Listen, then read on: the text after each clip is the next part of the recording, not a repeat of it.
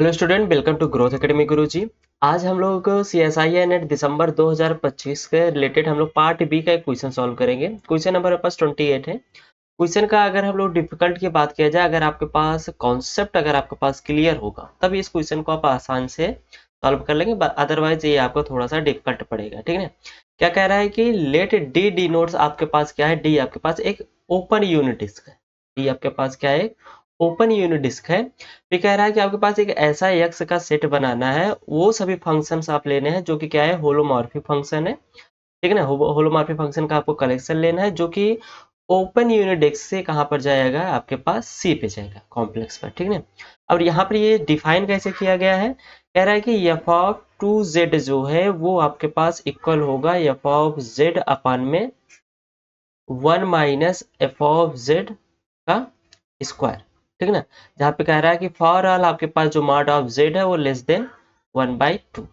ठीक है, कोई बात नहीं। देखिए यहाँ पर जो हमारे पास क्वेश्चन है, पर इसको समझ लेते हैं। x जो कह रहा है वो x में हमारे पास क्या है, f उन सभी f का कलेक्शन लेना है जो होलोमॉर्फिक फंक्शन बना रहे हैं। कहाँ से, ओपन डिस्क से c पर बना रहे हैं। ठीक है ना। फिर उसके बाद आपके पास फंक्शन डिफाइन किया गया F of 2z equal to F of z upon में 1 माइनस एफ ऑफ z का होल स्क्वायर। ठीक है ना। और कंडीशन दी गई है कि जो भी आपके पास मॉड z होगा वो आपका हमेशा लेस देन 1 होगा। ठीक है ना। अब यहाँ पे कह रहा है कि which of the following statements is correct. ठीक है ना। x is countable, sorry, x is uncountable, x is infinite and countable, every element of x is an open map, and last option है x has exactly one element. कहने का मतलब है x जो हमारे पास सेट बन रहा है उसमें कितने टाइप कितने नंबर्स आएंगे, मतलब उनका काउंटेबिलिटी के बारे में पूछ रहा है कि काउंटेबल होगा कि अनकाउंटेबल होगा, कि किस टाइप का यहाँ पर मेरे पास इसका बने, कार्डिनलिटी के बारे में आपसे डिस्कस कर रहा है। ठीक है ना। चलिए, अगर हम लोग यहाँ पर देखा जाए तो जो हमारे पास यहाँ पर ये दिया गया है तो इसको क्या लिख सकते हैं, -1/2 z लेस देन 1/2, ये बन सकता है। मतलब हम लोग बोल सकते हैं कि यहाँ पे जो आपके पास z है वो आपका ओपन यूनिट डिस्क, ओपन -1/2 से +1/2 के बीच में लाई कर रहा है। ठीक है ना।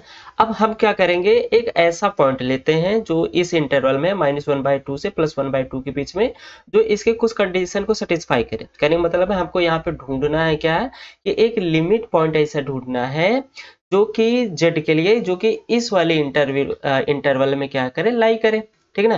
तो इसके लिए हम लोग क्या करेंगे, यहाँ पर आइडेंटिटी थ्योरम का यूज करेंगे और दिस फंक्शन के लिए। ठीक है ना। क्या होता है आइडेंटिटी फंक्शन, कि हमें देखना है कि अगर z इक्वल टू 0 पर, अब देखिए z इक्वल टू जो 0 है हमारे इस z में लाई करता ही है। ठीक है ना। तो इसलिए z इक्वल टू 0 हम लोग यहाँ पर करेंगे तो यहाँ से हमारे पास क्या मिल जाएगा, एफ ऑफ 0 इक्वल टू यहाँ से मिल जाएगा एफ ऑफ 0 अपान में 1 माइनस एफ ऑफ 0 का स्क्वायर। करेक्ट, ये वैल्यू हमको यहाँ से मिल जाएगी। तो अब इसको अगर हम लोग इस साइड शिफ्ट करें तो यहाँ से आपको क्या मिल जाएगा, F of 0 minus F of 0 अपान में 1 माइनस एफ ऑफ 0 का स्क्वायर इक्वल टू क्या मिल जाएगा, यहाँ से आपको 0 मिल जाएगा। सिंपल सी बात। अब यहाँ से अगर एफ ऑफ 0 हम लोग कॉमन लिया जाए तो एफ ऑफ 0 हमारे पास यहाँ पे क्या मिल जाएगा, 1 minus 1 upon 1 minus F of, अच्छा इसको ऐसे भी लिख सकते हैं, कोई दिक्कत है नहीं। इक्वल टू क्या मिल जाएगा, यहाँ से 0। इसको सॉल्व किया जाए तो एफ ऑफ 0 इक्वल टू एक बार हमारे पास क्या मिल जाएगा, 0। हम लोग इस बार अगर दो नंबर का प्रोडक्ट हमारे पास 0 आ रहा है, सिंपल सी बात आपको पता है कि एफ ऑफ 0 इक्वल टू 0 हो जाएगा।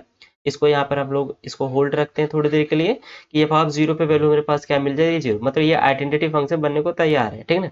सेकेंड हमारे पास क्या है, 1 minus 1 upon 1 minus F square 0 equal to 0। अगर इसको सॉल्व करें तो 1 माइनस स्क्वायर 0 माइनस 1 और इसका मल्टीप्लाई 0 कर देंगे तो 0। तो यहाँ से वैल्यू क्या मिल जाएगी, एफ स्क्वायर 0 इक्वल टू आपको क्या मिल जाएगा, यहाँ पे 0। सिंपल सी बात है कि यहाँ से भी आपको क्या मिल जाएगा, एफ ऑफ 0 इक्वल टू 0।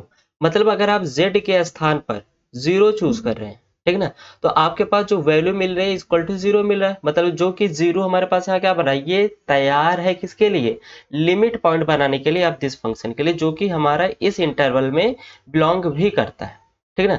तो आइडेंटिटी फंक्शन से एक चीज ये पता चल रहा है कि अगर आप z का स्थान पे 0 रख रहे हैं तो वैल्यू आपको क्या मिल रही है, 0 मिल रही है। तो z की वैल्यू आपके लिए यहाँ पे F of z equal to 0 मिल सकता है। ठीक ना, ये हम बोल रहे हैं कि यहाँ पर ये आपको मिल सकता है। अब एग्जैक्ट अगर पता करना है तो एग्जैक्ट पता करने के लिए आपको क्या करना है, यहाँ से एफ ऑफ 2z जो है इसको आप इक्वल रख दीजिए एफ ऑफ z का अपान में 1 माइनस एफ स्क्वायर जेड का, आप इसको एक बार डिफरेंशिएट कर दीजिए। फिर उसके बाद एफ ऑफ 0 पे इसको चेक कर लीजिए क्या यहाँ पर भी 0 वैल्यू आ रहा है कि नहीं, ठीक ना। तो एफ डैश 2z का हम लोग क्या करें, डिफरेंशिएट कर रहे हैं, तो यहाँ से क्या मिल जाएगा 2f डैश 2z, और यहाँ से हम लोग क्या कर लेंगे 1 minus F square Z into क्या मिल जाएगा एफ डैश जेड, फिर माइनस अगर हम लोग इसको डिफरेंशिएट करें तो एफ ऑफ जेड, फिर यहाँ से क्या मिल जाएगा -2 F of Z into F dash Z upon में यहाँ से आपको मिल जाएगा 1 माइनस एफ स्क्वायर जेड का स्क्वायर, राइट।